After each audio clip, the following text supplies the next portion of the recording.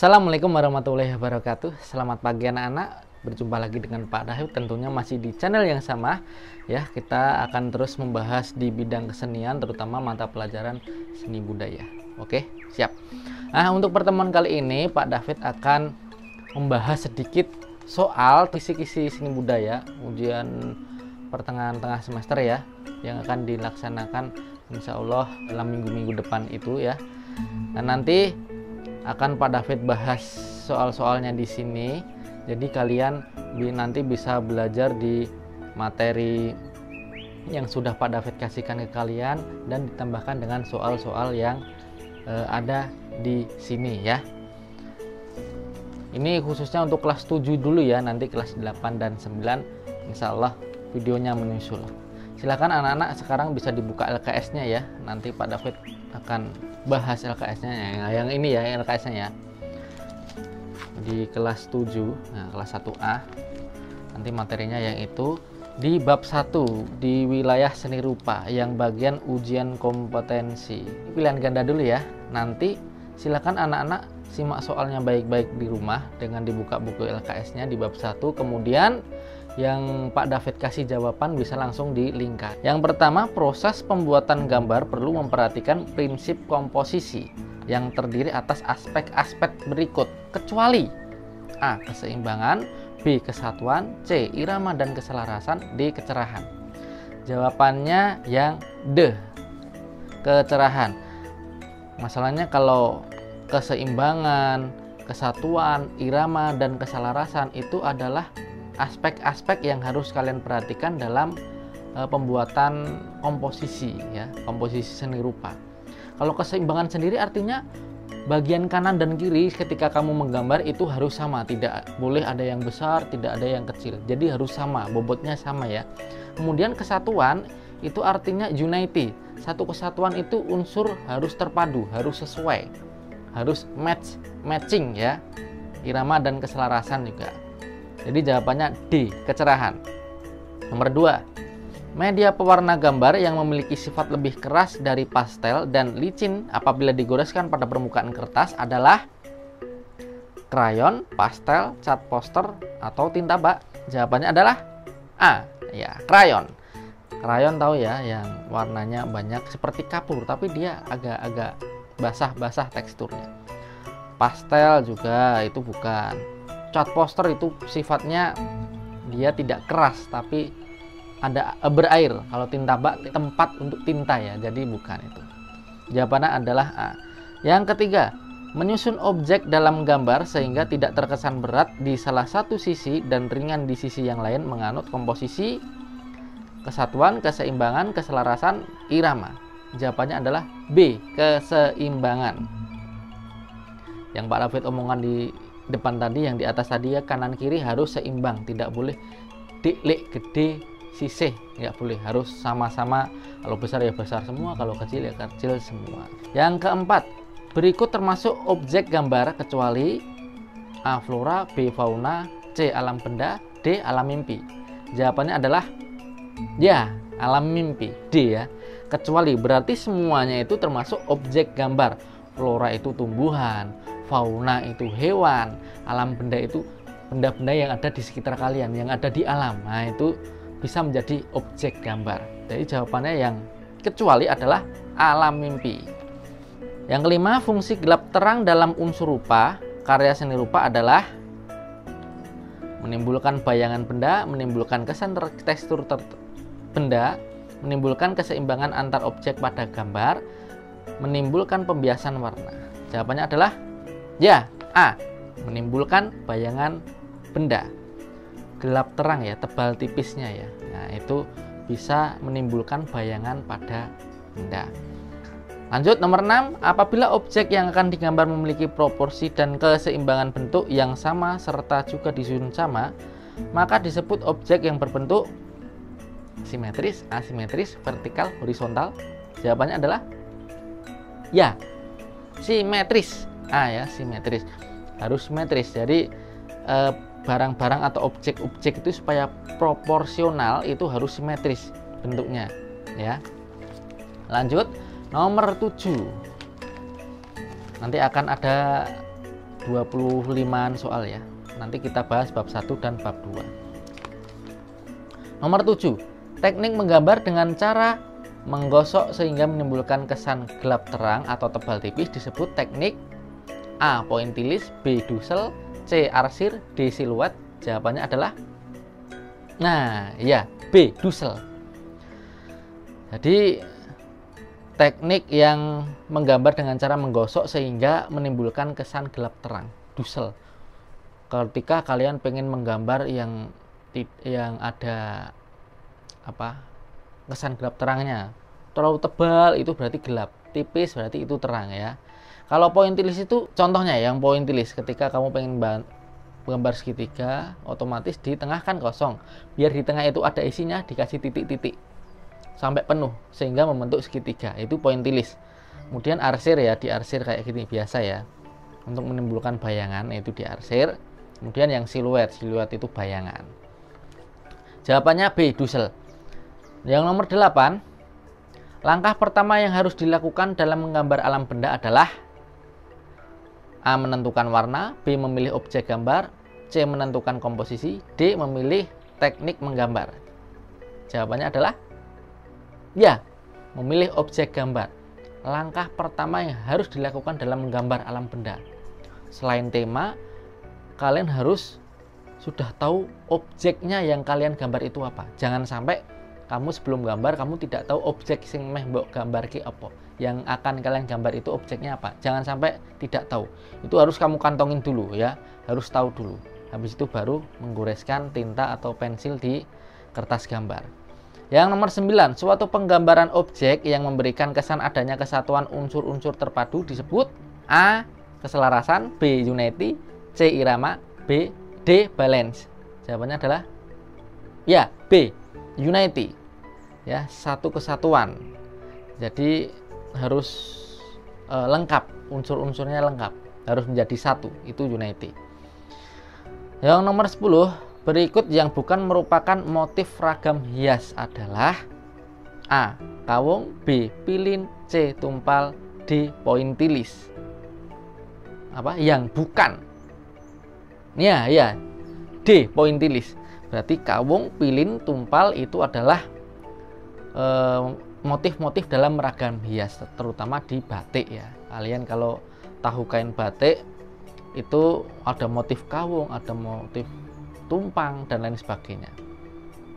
Nomor 11, gambar berikut, perhatikan ya. Gambar di atas termasuk dalam gambar hias, dalam ragam hias. A. Figuratif, B. Geometris, C. Fauna, D. Flora. Nanti dilihat di LKS-nya. Nomor 11, gambar. Jawabannya fauna, C. Fauna, bukan flora. Kalau fauna itu hewan, kalau flora itu tumbuhan. Nomor 12, benda berbentuk segitiga sama sisi merupakan contoh bentuk abstrak, geometris, stilisasi, non-geometris. Jawabannya adalah B. Geometris. 13, ragam hias 3 dimensi yang dibuat pada media kayu biasa disebut dengan figura, ukiran, relief, lukisan. Jawabannya B. Ukiran. Jadi figura itu bingkainya ya. Kalau relief itu seperti kalian kalau ke candi, di tembok-tembok candi ada pahatan-pahatan. Nah itu ketika diraba itu akan ada teksturnya, ada berenjol-berenjolnya ya. Kalau ukiran enggak diukir ya. Yang 14, motif fauna pada ragam hias dari Papua biasanya menggunakan gambar komodo, gajah, kupu-kupu, cendrawasih. Jawabannya Papua ya. D. Cendrawasih. Cendrawasih itu burung yang dilindungi di Papua. Makanya sampai dilindunginya seniman sana membuat motif burung cendrawasih ya. Itu yang terakhir, yang di bab 1 yang terakhir, pilihan ganda. Agar motif ragam hias terlihat menarik, cara yang bisa dilakukan adalah A. Mewarnai motif, B. Membuat sketsa motif, C. Membuat pola dengan ukuran besar, D. Menggunakan banyak motif. Jawabannya mewarnai motif, A ya. Biar menarik ya harus diwarnai motifnya ya. Itu yang di bab 1 pilihan ganda. Kita ke bab 2 dulu, yang judulnya menyanyi secara berkelompok, uji kompetensi. Di bab 2 ya. 1. Perhatikan pernyataan berikut. Dari ketujuh pernyataan di atas yang termasuk ciri lagu daerah. Nah, kalian lihat yang kemarin penerangan Pak David di lagu daerah ya. Ciri-ciri lagu daerah, jawabannya adalah 1, 3, dan 5. Jawabannya B. 1. Menggunakan bahasa setempat. Iya. 3. Lagunya mudah dipelajari. Iya. Yang nomor 5, bersifat turun-temurun. Itu jawabannya nomor 1 adalah B.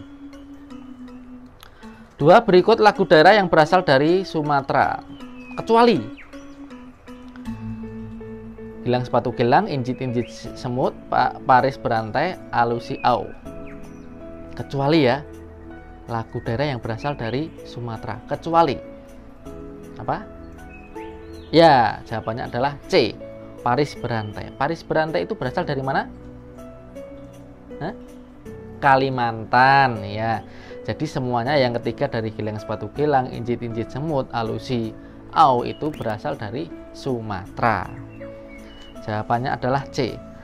Yang ketiga, menyanyikan lagu secara berkelompok dengan satu suara disebut dengan unison, paduan suara, core, vokal group. Jawabannya adalah ya, A. Unison. Kalau paduan suara itu lebih dari satu suara ya. Core juga, vokal group juga. Lanjut. 4. Nada yang ditandai dengan MF, mezzo forte, dinyanyikan secara lama-kelamaan menghilang, tiba-tiba keras, agak keras, semakin lunak. Jawabannya ya, C. Agak keras ya. MS, mezzo forte, itu artinya agak keras. Mezzo forte itu dalam bahasa Latin ya, artinya bahasa Indonesianya agak keras. Lanjut, nomor 5, suara sedang pada laki-laki disebut tenor, bariton, bass, mezzo sopran. Jawabannya ya, B. Bariton. Kalau bass itu yang paling rendah ya, bass. Selanjutnya, nomor 6, unsur dalam seni musik yang berupa jalinan atau alunan melodi dan terdiri dari berbagai suara disebut tekstur, tempo, gaya, harmoni. Jawabannya A. Ya, tekstur.